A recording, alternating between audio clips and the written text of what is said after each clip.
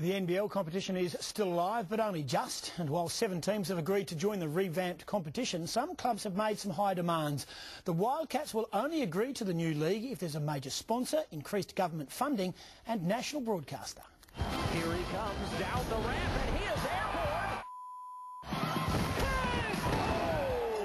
It hasn't quite got to this level of desperation in Australia's promotion of basketball, but with no representation from our 3 biggest cities, credibility as a so-called National Basketball League seems out of place.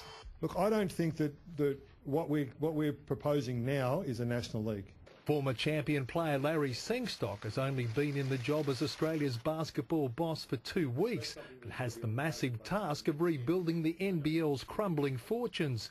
In the last few days, this year's grand finalists, the Melbourne Tigers and South Dragons, have both pulled out of the proposed competition.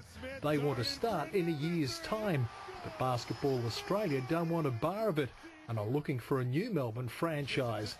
The Tigers and Dragons may miss out altogether. There is no guarantee that that will happen. We're certainly going to be talking to them, but there's no guarantee at this point in time because the other 7 clubs are making the commitment at this point.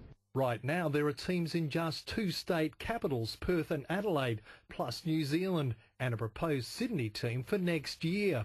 But Basketball Australia are pushing on with the league to support fans and its players. Look, I think as far as the players are concerned, any league to play in is a good league.